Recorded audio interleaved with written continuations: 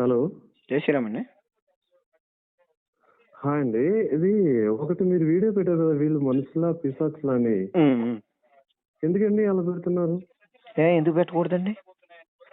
ఎవరండి? అంటే ఇప్పుడు ఏమైనా లా ఉందండి మనకి అలా పెట్టడానికి? లా ఏమైనా ఉందా? లా అండ్ ఆర్డర్ ఏమైనా ఉందా? అలాగా వేరే వాళ్ళని మాట్లాడడం అలాగే ఏమైనా ఉందా? మీ పేరు ఏమైనా యాక్ట్ ఉందండి? మీ పేరేం పేరు?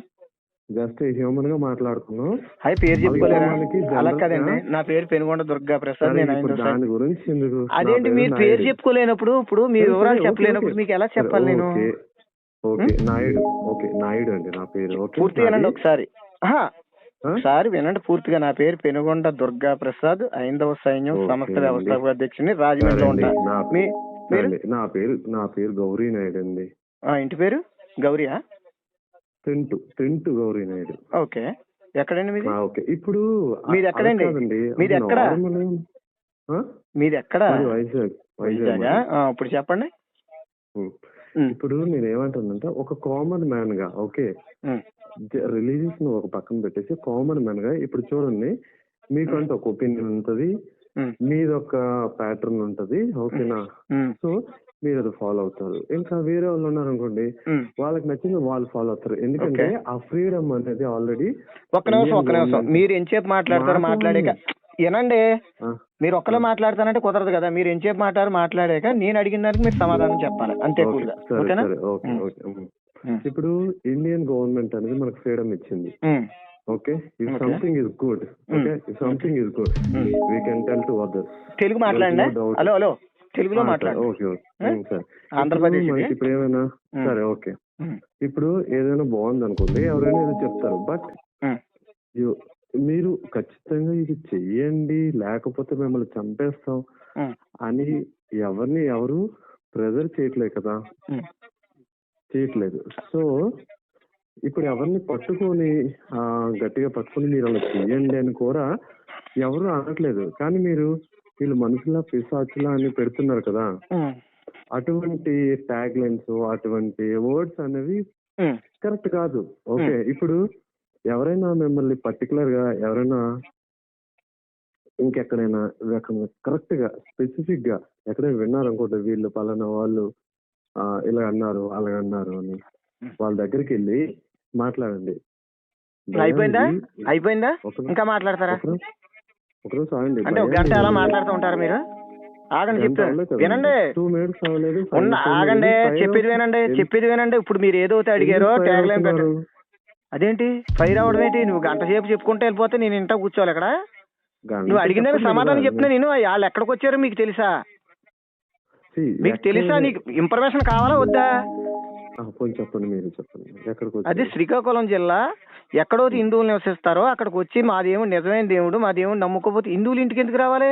నీ మతం కోసం నీ చర్చిలో చెప్పుకోవాలి. చర్చిలో ఉన్నాయి కదా ఊరికి 10. ఆగండి, వినండి ఇంకా పూర్తిగా. మీకు పూర్తిగా తెలుసా వాళ్ళు ఏ ఊరు వచ్చారో, ఎక్కడికి వచ్చారో, ఎవరి ఇంటికి వచ్చారో? ఓకేనండి, చెప్పండి. ఓకే, మరి ఎందుకు పెట్టారంటే, వచ్చి మా దేవుడు నమ్ముకోకపోతే మీరు నరకానికి పోతారు, మా దేవుడు యొక్క రక్తంతో మిమ్మల్ని క్షమించబడును. ఏంటి రక్తంతో క్షమించబడతాం ఏంటి? అవి మాకు అవసరం ఏంటి? అంటే రక్తం ఏంటి? ఎక్కడ యేసు రక్తంతోటే క్షమించబడును, యేసు రక్తంతో మీ పాపాలు కడిగి. మా పాపాలు నువ్వు కడుగుతావేటయా మా ఇంటికి వచ్చి? నా ఇంటికి పని ఏంటి నీకని నేను అడుగుతున్నా. సమాధానం చెప్పు దీనికి. మత స్వేచ్ఛ ఉంది, ఆర్టికల్ 20 మత స్వేచ్ఛ ఉంది. ఎంతవరకు? నీ మతాన్ని ఎను స్వామి ఎను నీ మతాన్ని నీ వ్యక్తులకి చెప్పుకోవాలి. బలవంతంగా ఎలా రుద్దుతావు? రాజ్యాంగం హక్కు నీకు ఒక్కడికైనా, మాకు ఉండదా? ఓకే బ్రో, సరే. నేనే దేవుణ్ణి, నన్ను నమ్ముకోపోతే నరకానికి పోతావు, నేనే దేవుణ్ణి అని చెప్పడం అంటే ఉన్నవాళ్ళు దేవుళ్ళు కదా. నీ దేవుడు ఉంటే నీకు గొప్ప, మాకు చెప్పకూడదు అక్కడ. అర్థమైందా? ఇక్కడ అక్కడ ఆగండి. ఇప్పుడు నేను ఒప్పుకుంటాను మీరు చెప్పింది ఏంటి అనేది. ఓకేనా? మీకంటూ ఒక నమ్మకం ఉంది, వాళ్ళకంటూ ఒక నమ్మకం ఉంది. వాళ్ళు మీ ఇంటికి వచ్చారు, లేకపోతే మీ పక్క ఇంటికి వచ్చారు, లేకపోతే వీధిలోకి వచ్చారు. సో అండ్ సో ఏదో ఒకటి చెప్పారు, ఓకేనా, చెప్పారు నేను కాదు అనట్లే, ఓకే మా దేవుడే మంచోడు అని అన్నారు అనుకోండి, ఇప్పుడు వాళ్ళపైన అఫీషియల్ గా కేసు పెట్టండి this is so and so person so and so వచ్చి వీధిలో వాళ్ళు చేస్తున్నారు, this is against so and so. సరేనండి, ఇది మన రాజ్యాంగం ప్రకారం ఇది వ్యతిరేకంగా ఉంది. దీన్ని మీకు దగ్గరలో పోలీస్ స్టేషన్. మీ ఇంట్లోకి దొంగలు వస్తే ముందు కేసు ఎడతాకి వెళ్తావా, ముందు దొంగను కొడతావా? ఏంటి, మీ ఇంట్లోకి దొంగలు పడ్డారు, వాడిని ముందు తవ్వుతావా లేకపోతే కేసు ఎడతాకి వెళ్ళిపో, ఆ దొంగ కూడా ఇక్కడ ఉంటాడు గొడవ తర్వాత చూద్దామని కేసు ఎడతాకి వెళ్తావా? వాళ్ళు దొంగలే, పిల్లలు అట్టుకుపోతున్నారు, మాకు డౌట్ వచ్చింది. ఎక్కడెక్కడి నుంచి వచ్చారు ఏమో, పిల్లలు అట్టుపోతాకు వచ్చారు మీరు సువార్త వంకతో. అలా కాదండి మీరు. లేదండి, మీకు అన్ని లాజిక్లు ఉన్నప్పుడు నాకు ఉండవా? అలా కాదండి, కాదు ఈ ఊరు కాదు నీది, ఎక్కడి నుంచి వచ్చావు అనుమానం ఎత్తని వస్తే మరి కొట్టరా, మేము ఇంకా కొట్టలేదు, సంతోషించండి. అలా కాదండి, కొట్టే హక్కు కూడా ఎవరికి లేదు, మేము కొట్టలేదు ఇంకా, సంతోషించండి. కొట్టకూడదు కూడాను, మతాన్ని ఒకటి బలవంతంగా రుద్దితే ఊరుకుంటా కూర్చుంటారు. ఇప్పుడు వెంటనే ఏం చేయాలంటే మీరు 100 కాల్ చేసి చెప్పండి. అలా చాలా అలా చేసి అలా చేస్తాం, ఇలా చేసి ఇలా మందల కింద దిగుతుంటే చూస్తూ ఊరుకుంటాం. ఇప్పుడు అలాగని చెప్పి ఇప్పుడు మీకు గవర్నమెంట్ ఫ్రీడమ్. సరే ఇప్పుడు మీరు పని చేయండి, అలా కాదు ఇది చట్టం ఉందా అని అడిగారు కదా, మీరు ఇప్పుడు కేసు ఎట్టవచ్చు కదా, నాతో ఎందుకు ఇంత వాదిస్తాం, నా మీద కేసు ఎట్టుకోవచ్చు కదా అందంగానే, ఇలా రక్త పిశాచులని పెట్టాను అని కేసు పెట్టచ్చు. ఇప్పుడు మీరు నన్ను వాదించకూడదు, కేసు పెట్టాలి నా మీద. కేసు పెట్టొచ్చండి, మరి పెట్టండి, మేము కూడా పెట్టొచ్చండి, కానీ సమాధానం చెప్పాం వాళ్ళకి కూడా, ప్రశ్నించాం. ఇప్పుడు సమాధానంతో మాట్లాడచ్చు, నేను కాదు అనట్లేదు. ఇదిగో చూడండి, ఇప్పుడు చూడండి, ఇప్పుడు నేను కేసైనా పెట్టచ్చు. మీరు క్రైస్తవులే హిందువులే? నేను అలాగండి, అది చెప్పుకోలేవు అసలు. నువ్వు మానవుడు ఈ ప్రతి ఒక్కడు చెప్పే ఎదవస్సొల్లు ఇదే. మేము హిందువులు అలా కాదు, మేము నిజాయితీగా మేము హిందువు అని చెప్పుకుంటాం. మీరు సర్టిఫికెట్లు ఏమో సత్యనారాయణ, చర్చిలేమో ఏకోబుని, ఎంతకే ఇంకా ముసుగు తీయండి, ముసుగేసుకొని బతుకుతారు. ముసుగేసుకొని బతకొద్దు, కాదు ముసుగేసుకొని బతకొద్దు. నువ్వు నిజంగా క్రైస్తవుడు అయితే నేను క్రైస్తవుడిని, మా తోటి క్రైస్తవులకు అన్యాయం జరిగిందని ప్రశ్నించు, తప్పులేదు. హలో, ఇప్పుడు నేను మీకు అలా మాట్లాడానంటే క్రైస్తవులే కదా అవుతారు. మరి ఇంకెందుకు, మరి నేను ఒక మనిషినండి, ఈ కవుర్లు ఈ సొల్లు అలా చూడండి, మాట్లాడేటప్పుడు మంచి పదాలతో మాట్లాడండి. సొల్లు అంటే బూతు కాదు, నువ్వు చెప్పే సొల్లు ఏంటో కూర్చోవాలి ఇక్కడ. నేను ఇప్పుడు నువ్వే అన్నావు, వచ్చిన వాళ్ళని మీరు చట్టం ద్వారా వాళ్ళ మీద కేసు పెట్టవచ్చు కదా అన్నావు. నా పదం నచ్చలేనప్పుడు నా ఛానల్ మీద నువ్వు కేసు వేయచ్చు కదా, ఇప్పుడు నాతో ఎందుకు మాట్లాడడం? చూడండి, 2 రకాలు ఉంటాయండి ట్రీట్మెంట్లు, 2 ఉండొచ్చు, 3. మా దగ్గర 3 ఉంటాయండి ట్రీట్మెంట్లు, ఎంటే ఒకటి, వినకపోతే ఒకటి. అర్థమైందా? సరేనండి, ఇప్పుడు చూడండి, అంటే మనం వేరే వాళ్ళు, ఇప్పుడు మీరు అన్నారు కదా ఇవన్నీ ఓకే, నేను కాదు అనట్లేదు, ఇంట్లో దొంగలు వస్తే వేరే ఒకలా ఉంటది పోలీసు. ఇప్పుడు చూడండి, అలాగే కాదండి, ఇప్పుడు నేను ఏమంటున్నానంటే, ఇప్పుడు ఒక్కొక్కరికి ఒక్కొక్క అసలు ఇది ఎవరు మొదలెట్టారంట? ఎప్పుడైనా ఏ హిందువైనా ఒకళ్ళ దగ్గరికి వెళ్ళి ఎప్పుడైనా ఏ హిందువైనా ఒకళ్ళ దగ్గరికి వెళ్ళి మా రాముడు మంచోడు మీరు నమ్ముకోండి అని మేము ఎప్పుడూ ఎవరి దగ్గర చెప్పలేదు. మేము చాలా ప్రశాంతంగా జీవించే మమ్మల్ని సైతాన్లు, విగ్రహారాధన చేసే వాళ్ళని, వీళ్ళు ఈ చర్చిల్లో ఇష్టం వచ్చినట్టు మాట్లాడతాం, మా దేవుళ్ళని దేవీ దేవతలను తిడతాం, మీరు రాళ్ళకి మొక్కుతారు, రప్పలకు మొక్కుతారు అనడం. లేకపోతే నిజంగా మేము ఫస్ట్ నుంచి ఇలాగే ఉంటే 2000 సంవత్సరాల కిందట ఇక్కడ ఏ మతం లేదు కదా.